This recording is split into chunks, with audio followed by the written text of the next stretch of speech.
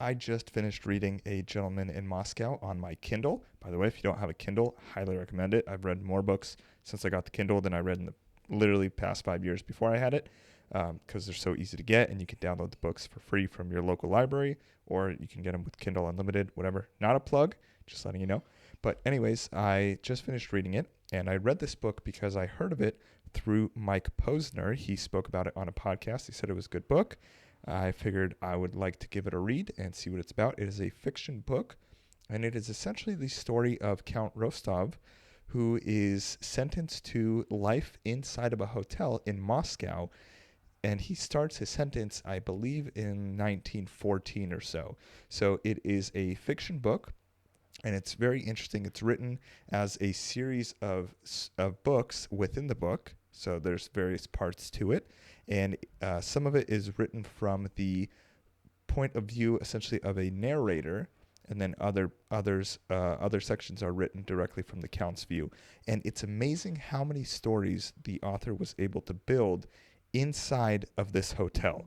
There's a lot of character development between probably about 5 to 10 main characters, depending on which part of the book you're in. There's a ton of character development, and it's very well written, and also the small stories that go into it. So if this was a movie, which is how it played in my head, it would essentially be a man stuck in a hotel sharing stories of other times in his life with other people in that hotel. And then it's a lot of flashbacks and also a lot of situations. So for instance, there's situations where he becomes friends with the janitor or the custodian of the hotel, and they start having tea on the rooftops, and then he can see down into various sections of Moscow from the rooftop, and then he reminisces on when he was a free man and he walked in those areas, and then his friend that he walked with in that area, and that friend's hardships with his love life. And then also there are various stories of the Count in school, and also his relationships he builds with the characters like the barber who's in the hotel, and he goes for his weekly haircut. And he also has a job at the hotel, so he works as a waiter at the restaurant. There's 2 restaurants in the hotel, and there's just so much depth to the story that it's amazing just to see how much a author can come up with inside of such a constraint. And it's very interesting how it holds on so tightly. So I read it because of Mike Posner. He recommended it. It's a good book. It was a lot longer than I thought it would be, to be honest. I think it's around 400 or so pages. It took me 2 months of reading on and off, and probably about 12 hours of reading on the Kindle. You could get through it in 8 hours, I think. A little bit longer for the stories that I like to read, but towards the end of it, I actually really got into it because I read every night at 10 p.m. and I was thinking, okay, what did the Count get into today?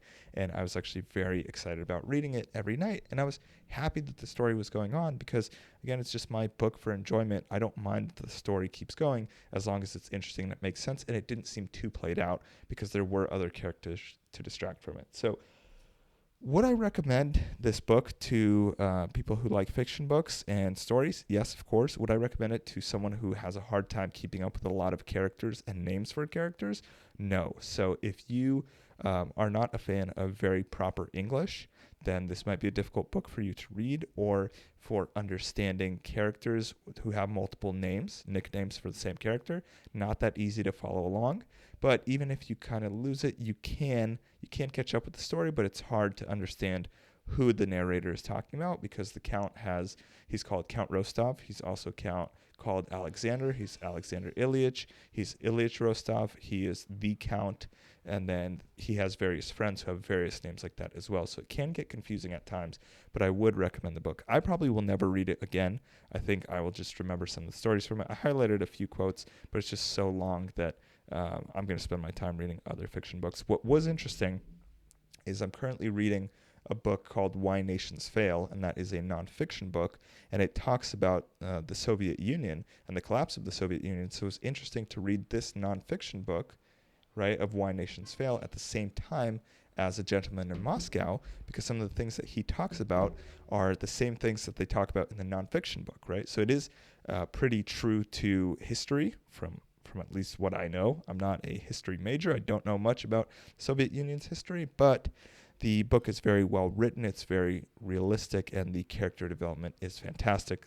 Lots of corruption within politics, and also people being sent to Siberia and also the KGB is involved in the book. So there's a lot of interesting things going on. Overall, I'd recommend it. If you want to check it out, download it from your local library or try a sample. I'll put the Amazon link below. Again, if you don't have a Kindle, not a plug. I'm not sponsored by Amazon, but Amazon, if someone from there is watching, I'd love another Kindle, a black one maybe, or like a case for this would be nice. But yeah, links below, and this is my first book review. If you like books, let me know what you're reading, and I'll make another one. I need a suggestion on what to read next. See ya.